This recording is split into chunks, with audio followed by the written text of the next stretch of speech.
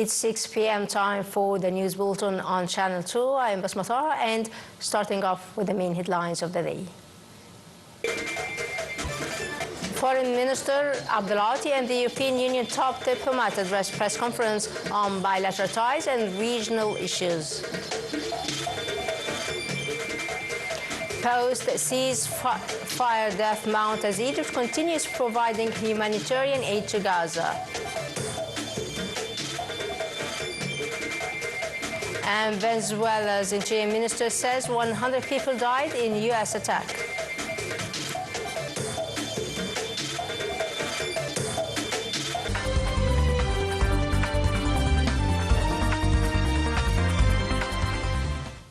Welcome back, the news in full.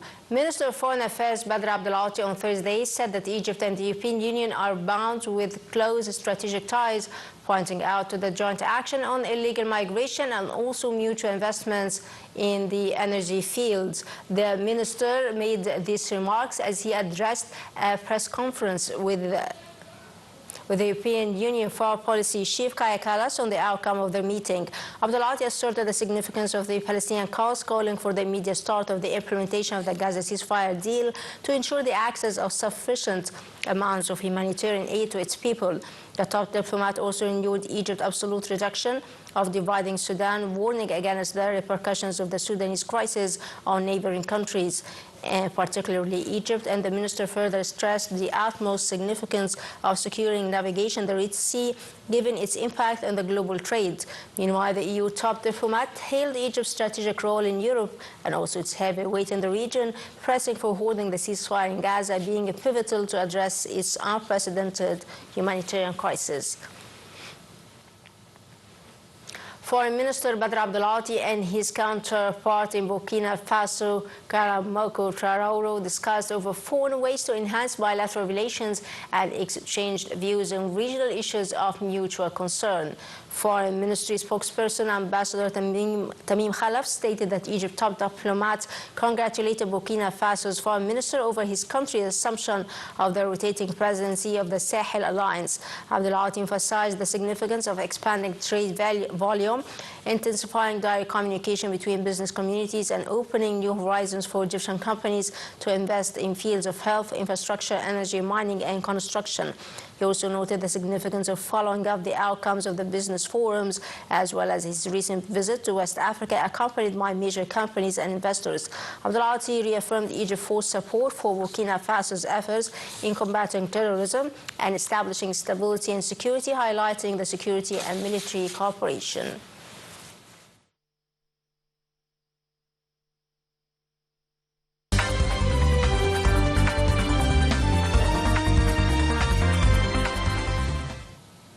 The Egyptian Red Crescent launched the 112A convoy of Zaid al-Izza for the Gaza Strip on Wednesday as part of its efforts as a national mechanism for coordinating aid in the Palestinian territory.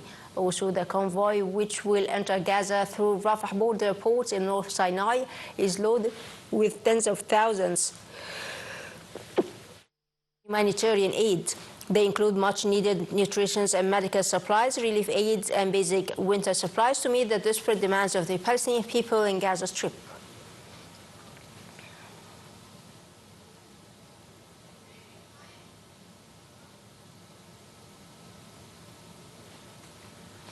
Israeli gunfire on Thursday killed an 11-year-old girl whose family had returned to a designated safe zone, adding to more than 400 deaths reported since a ceasefire was reached to halt fighting in Gaza nearly 3 months ago.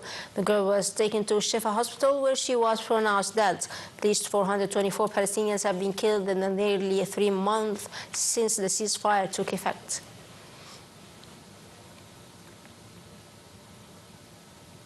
Spanish Prime Minister Pedro Sanchez said on Thursday that his country is ready to send troops to Palestine for peacekeeping when the opportunity presents itself.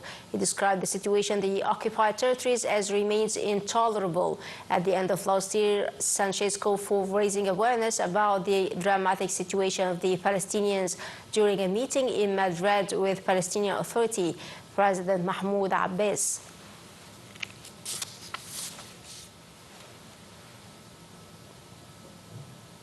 The United Nations said decades-long discrimination and segregation of Palestinians by Israel in the West Bank were intensifying and called on the country to end its apartheid system. In a new report slammed by Israel, the UN Rights Office said that discrimination against Palestinians had deteriorated in recent years. UN Rights Chief Volker Turk said in a statement there is a systematic asphyxiation of the rights of the Palestinians, whether accessing water, school, rushing to hospital. Every aspect of life for Palestinians in the West Bank is controlled by Israel's discriminatory laws.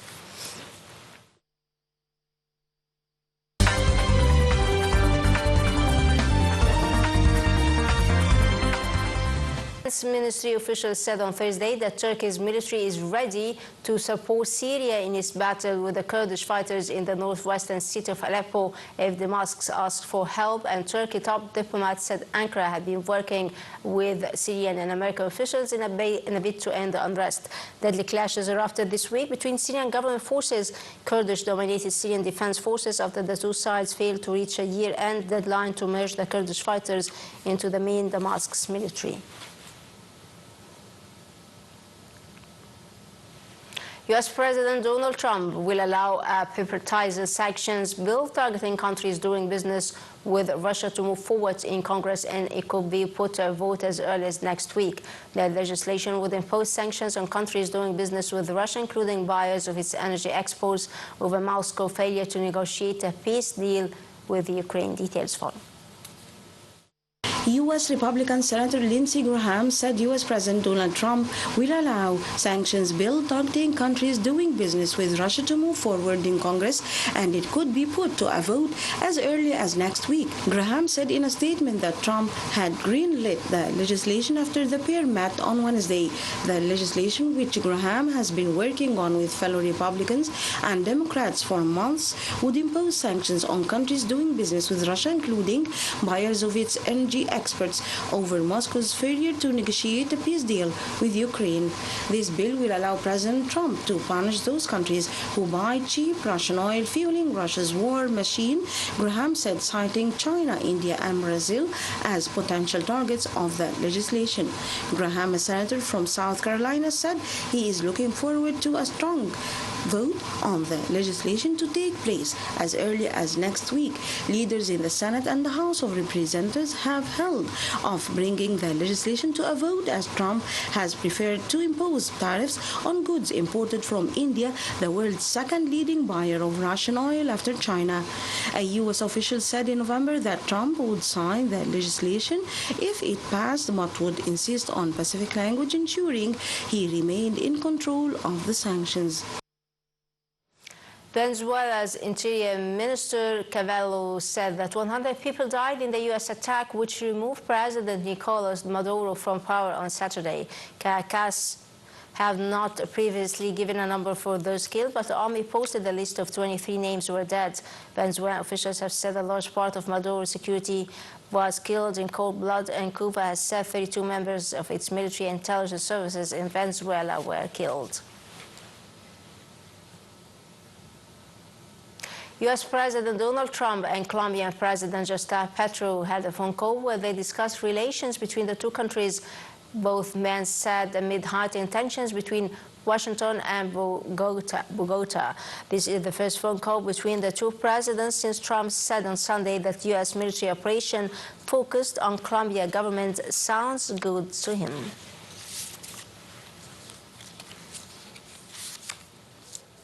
Minister of Petroleum and Mineral Resources Karim Badawi on Thursday said that Egypt is a key partner with Cyprus in the energy security field, being a pivotal energy supplier for European markets. The minister made these remarks as he took part in the official ceremony of the Cyprus assuming the European Union rotating presidency on behalf of President Abdel Fattah el-Sisi in Nicosia. Badawi asserted that Egypt's participation in this occasion reflects the strength of bilateral ties at various levels. On the sidelines of the ceremony, the petroleum minister also met with his Cypriot counterpart as part of coordinating and optimizing the benefit from the two countries' natural gas and energy resources over the upcoming period.